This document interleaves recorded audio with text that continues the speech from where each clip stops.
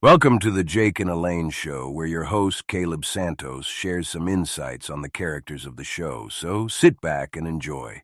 The Jake and Elaine Show is in session. Hello, this is Caleb Santos, and I'm here to share with you some insights about the Jake and Elaine Show. I'm the creator of the Jake and Elaine Show, and I want to share some insights with you about future insights, future previews. By now, at this time, you probably know about Miguel's death. I have it. I believe I have it in today's video where he dies of a heart attack. And Jake and Elaine go to San Antonio to go to his funeral. Elaine is the one that takes it real hard because she's a daddy's girl, and her dad has died. So, but it's during this time that she discovers that she's pregnant. I'm going to give you a spoiler alert. So if you don't want to hear this, you don't have to. If you could just run the thing, or maybe just put the sound off, because I know that some of you may not like spoiled, but this is a spoiler alert. When Elaine comes back to New York along with Jake, she's going to break the news to Jake that she is pregnant. And it's funny because they have she's really let go of that. You'd see a taste of that Texas temper when she talks to Jake, and I'm going to explain what happened. But first of all, let me just say this: that she was very heartbroken over her father Miguel's death. So the thing with the fear of the pregnancy, there's a dark secret to it. Well, I shouldn't say dark secret. There's a secret to it. So what happens with So what happens with Elaine when she comes home? She tells the news to Jake, and she says in a whisper when they arrive home from the airport, from San Antonio, from the funeral, she has that weight of her father dying, plus the fear of being pregnant. She faces Jake, and she says almost in a whisper, "I'm pregnant." And Jake says, "What do you say? Or what did you say?" And she points and says, "I said I'm pregnant, you big dummy." And he doesn't know what to say. And he leaves her alone because, he knows she's going through a moment, a very upsetting moment. So he leaves her alone. But then an hour later, they're in an embrace. They're hugging each other, and she apologizes. See, there's one thing about Elaine. She may have a bad temper, and she may snap at you at times because, you don't want to get a taste of that Texas temper. But if she's wrong, she will tell you she's wrong, and she will apologize. And that's what she did. She apologized to Jake. And I wish I could have included, why is this fear? Because see, I thank God that my wife, she kind of supports me with this Jake and Elaine project. She looks at the clips and she gave me some suggestions, and she asked me, why is Elaine so fearful about pregnancy? She can't understand it. So me being the creator, I had to come up with a solution, an answer to this. So what happened with Elaine is that the pregnancy triggered bitter memories of a miscarriage she had. See, one thing about Elaine is that before Jake, she got involved in a relationship with a Wall Street broker.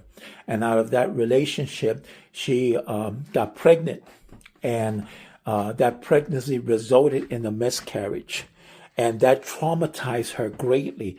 That really did. But the pain, she went through a lot of pain, a lot of trauma. So the pregnancy just reminded her and just gave her those visions, those images of that nightmare. She was very, very much paranoid about being pregnant. And then she opened up to Jake. It was during that time that she's hugging Jake. And I kind of wish I could have disclosed it in the video. But the thing about it is, when I have these videos made, they only give me about 8 or 9 seconds. So I have to sometimes stitch them together. And really, I didn't have that much room to put what happened with Elaine's life, why she's so fearful of pregnancy. But she opened, she opened herself to Jake. She told him about what had happened with that miscarriage, and Jake, being a man that loves her greatly, he decided to make her time of being pregnant. He decided to treat her as a queen, make the process go easy on her. I mean, there's some really touching moments in the video, and that's going to make you feel like, hey, I like to be a part of this. I mean, you see them very happy. You see them in Central Park in New York. You see them in Times Square. And he's just treating his wife as a queen. But there's another event that happens that traumatizes Elaine, but just for a season, it traumatizes her. Now, I'm not going to tell you what it is. You're going to have to find out for yourself, but it's something that she has to go through. Now you may say, well, what happened? What is that trauma? Are you going to kill Elaine like you did with Miguel? No. Elaine is part of the show. She's not going to die, but she suffers through a very traumatic event. And I want you to keep on watching the show so you find out and give me some suggestions. But she gets through this event very good. She's a champ. She's a fighter at heart. And one thing about Elaine, she's resilient. She's very resilient, and she has a high IQ. That's where her parents recognized that gift. And when she got involved in this relationship prior to Jake with this stockbroker by the name of Nate, Nate showed her the ins and outs of the Wall Street market, and she was a fast learner. And let me tell you, Elaine is a person, she's humble, she's quiet, she doesn't put on no airs, but she's amassed a small fortune. And that was during the time that she asked Jake to quit boxing. She was there to help him out. She didn't tell him, I have a whole bunch of money. She just wrote him a check. She said, baby, don't worry about it. I got you covered. Let's just pray to the Lord and believe God for a job. And that's when he got that job at construction. And he was blessed to be a foreman. And that's when they officially got married. And then Elaine told Jake about the small fortune she made. I mean, she was very open towards, before they even got married, she was open. She told him about her past. She told him about how she made some money because she didn't want any secrets to be in the marriage. So she told him about the past. So she lived with a stockbroker. They were going to get married. She had a miscarriage, and she told him all that.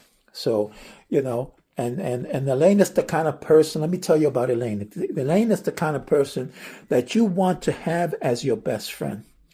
She's very faithful. She has a motherly type. She's very possessive possessive in a good way. She kind of has a motherly care for people.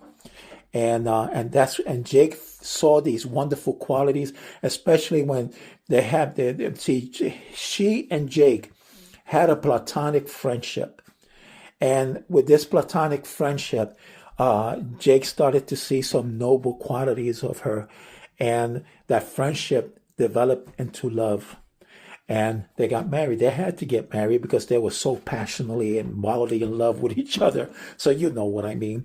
So they got married, and their marriage went through some turbulence, like all marriages. But their love remained steadfast. So. But Elaine is the kind of person that you want to have in your corner. She's very faithful and she's very loving. And Jake too. Jake is a good guy, has a good heart. Now, let me get to the subject of Miguel. The reason why Miguel died in the series is because I wanted to give Maria more of a time to develop that character. And I think that having her married to Miguel wasn't going to give me that ability to develop her character. I know it was a sad state of affairs that Miguel died and that Elaine had to go through that grief, but it was necessary because there's going to be a new beginning in the life of Maria, one full of laughter, one full of joy, and it's going to be like God has given her gold for her ashes, so to speak. So You're going to expect to see more of Maria. In fact, I have an interview with her. I like to talk to my creations, to my avatars, and Maria is one of my avatars. So I did a clone of myself in which I interview her. And if you want to check it out, it's on the Jake and Elaine YouTube channel show. You can see it on the Jake and Elaine YouTube channel show. They have a channel, and it's called, I call it the Jake and Elaine show, but you could find it under the Jake and Elaine channel. And you see me interviewing her, and she fondly remembers about Miguel. And see, it's during that time that I'm interviewing her that I admire her resilience, her strength, and her ability to even talk to me about it, because she has grace under that pain. She has that grace, that noble grace of going through that pain. I'm pretty sure she cried for him because she loved Miguel a lot. But let me give you a few insights about Miguel. Miguel came out of a family of 5 brothers. He's the 5th brother, and he had 2 sisters. They were born in San Antonio. He's the 2nd generation of Mexican Americans, and he was very patriotic, very, very patriotic. So he joined in the army straight out of high school, and he did a 20-year stint in the army. And then during the end of his 20-year stint, he saw some action in Vietnam. He was special forces, and during that time that he did his time in the army, he met an officer by the name of Simon Sawyer, and they became the best of friends. He was a lieutenant working with him, and they became the best of friends. And then there came a parting of ways, and then he got stationed elsewhere. But he always told Miguel, he says, he gave him his address, and he says, check me out, because my father's going to give me the dealership, and I might need some good people to help him. So, he left them with that thought, and Miguel used to write to him and what have you. But it wasn't until Miguel was about ready to leave the army that he ran into his wife. He met his wife, and it was during that time he was eating at a Mexican restaurant, and his wife was a waitress at the time, serving tables, and this client was really giving her a hard time, acting in a way that was really disturbing to Miguel and to some people. Some people didn't want to intervene. They saw the guy, and this was something that he used to do almost every time he used to go there. He used to harass Maria, and I don't want to really, but the way, he was harassing her. Let's put it this way. He was harassing her and giving her a hard time. So Miguel stood up for her, and he was in his uniform and everything. He stood up for her. I'm getting excited talking about this. He stood up for her and started to take a stand. And the guy made the stupid mistake, because Miguel was part of a Green Beret unit. He knew how to defend himself. So he took a swing at Miguel, and he missed because Miguel was fast. Miguel had him on the floor, and he had him unconscious. And the boss of the establishment, he didn't want no trouble, so he kicked out Miguel from the establishment, and to make things worse, he fired Maria. And she was heartbroken. But Miguel told Maria to get in contact with his sister, that his sister was going to help him get a job, because his sister was working at a factory. So what happened, she was happy. She got that job. And then Miguel, he was smitten by her beauty. He wanted to get in touch with her.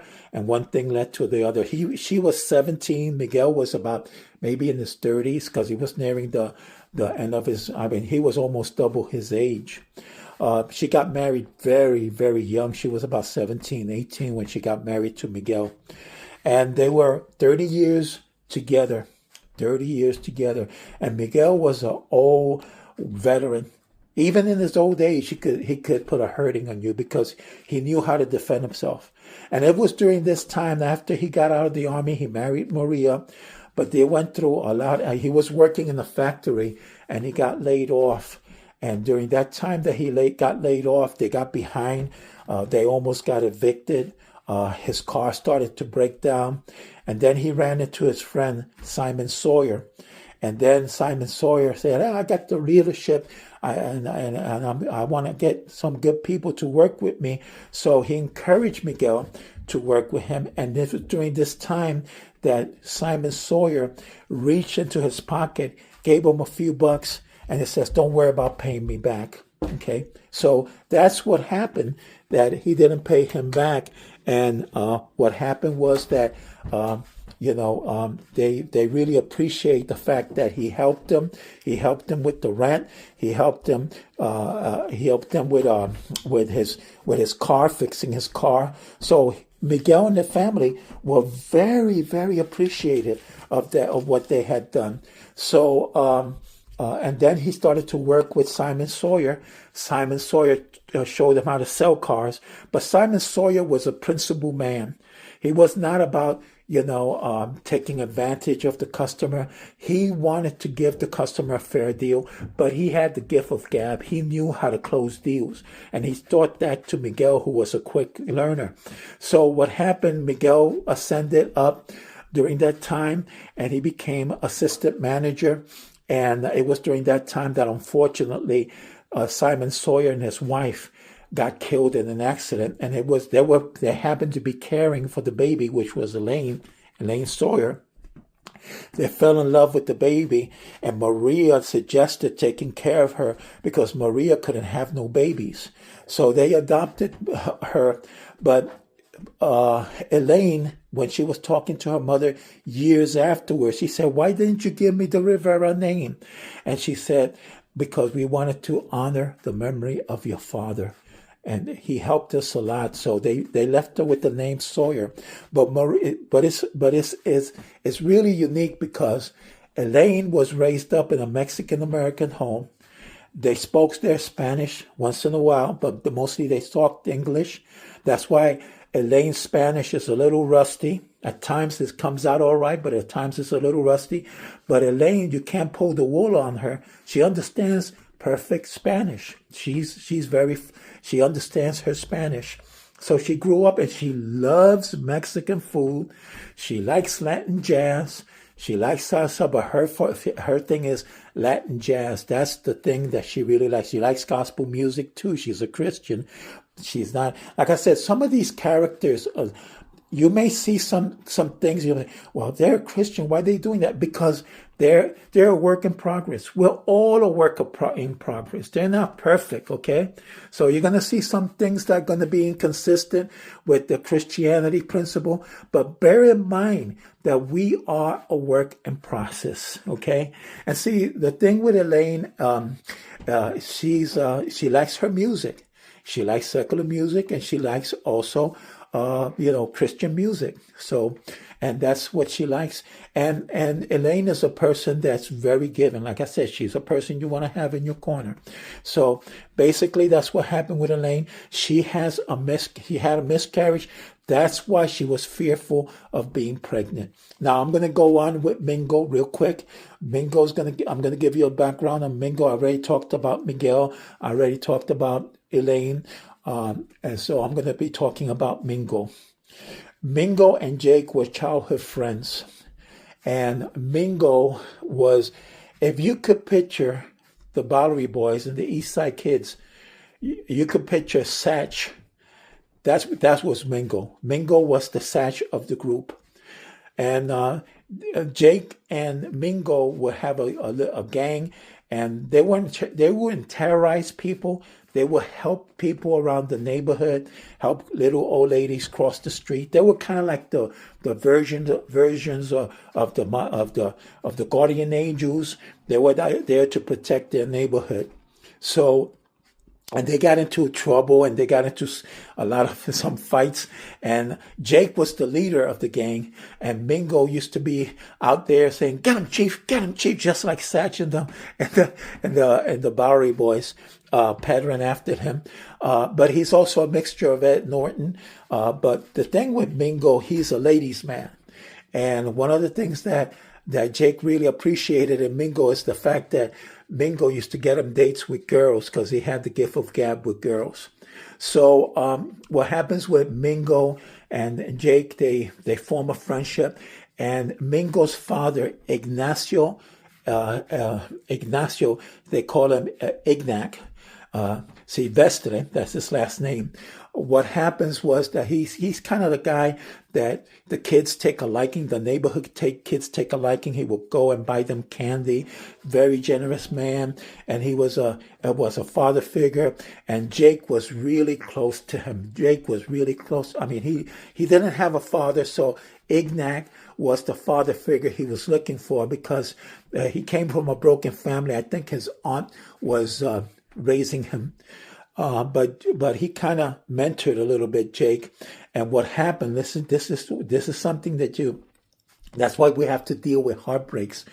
What happened was that during the time that they had that relationship, Mingo, Jake, and his father was working home, and he had worked overtime in the factory where he was working at, and two punks came and held him up. And one of the punks didn't like Ignac and shot him dead, shot him 2 times in the heart, shot him dead. And Jake, being the guy who's street smart, found out who was the guy that shot him. So Mingo worked together with Jake to get him and got him a 38. So he put a 38 in Jake's hand. It says, "Finish him off for me." And Jake didn't want Mingo to get involved. So he went out there trying to get the punk that killed Ignac. And it was during that time that somehow, some way, the cops found out he had a 38, and he got sent to reform school because he was a minor. But guess what? Guess what happened? Jake, like I said, Jake didn't turn in his friend. He went and took the blame for it, and that's what happened. But the punk got his street justice. He got killed somewhere, and somebody killed him, and all that stuff. So Mingo, when he saw what had happened to his friend Jake, he was really, really heartbroken because he and Jake were real close. But Mingo saw that his mother was struggling with the rent, so Mingo got himself a job with the New York Sanitation Department. And he got really into his work. I mean, he's really into just like Ed Norton likes the sewage and the sewer system. That's Mingo. Mingo likes the garbage and everything. He knows he's the encyclopedia of garbage. And it was during this time that he was helping his mom pay the bills. I mean, he would be a ladies' man, but he would be mindful to take care of his mom. So it was during this time that he, on one of his routes, he used to see Amparo, Elaine's friend, walking by, and he would be whistling at her and saying, "Hey, mama," and talking sweet to her. But she would look at him and says, "Drop dead." She didn't want nothing to do with him. And Mingo thought it was funny getting her upset and what have you. And one time he told her, "You look beautiful when you get mad." And she forgot her Christianity and cursed him out. So, but what happened was that, during this time when, before Jake got married and Jake was getting himself together, he ran into Mingo again, and he asked Mingo to be the best man at their wedding. So he was the best man at the wedding. But see, Amparo didn't know that Mingo was Jake's best friend. She didn't know about that. So what happened, Jake had the wonderful idea, so to speak, to have a blind date. And I want to apologize for that background noise. A blind date with Mingo, and Elaine wasn't too much in agreement with it, but she went through with it anyway. And they got into a fight. Elaine and Jake got into a fight because of that. She took off her slipper and wanted to throw it at Jake. But then Elaine she calmed down. She apologized again. And she said, "Let's give let's give them a try." And then when Amparo finds out who her blind date is, there's a lot of fun and laughter. So, and you'll find out about it on the Jake and Elaine channel. So I just want to encourage you to look at the Jake and Elaine channel. And I've already talked about Elaine's secret. That's why she's so fearful of pregnancy. I talked about Mingo, and I talked about Jake, and I talked about Miguel. So basically, I'm going to be talking about some future insights. Maybe I might develop some of these characters later on, but that's all for today. Hopefully, we'll get back tomorrow, God willing. In the meantime, thank you so much for supporting my podcast. Thank you so much for supporting me on my videos, my YouTube videos. I really appreciate all of you. What we're planning to do in the future, I'm planning to possibly use the Super Cool app to be able to make an expansion in our Jake and Elaine show. So I do pray that everything will work out all right. So in the meantime, God bless all of you. I really appreciate all of you. Thank you for your support. And until tomorrow, this is Caleb Santos saying, be good. We truly appreciate you spending your time with us. If you'd like to get your hands on our latest playlist, share your thoughts, or ask a question, we'd love to hear from you. Drop us a line at the Victory Corner at thechristiancorner.org.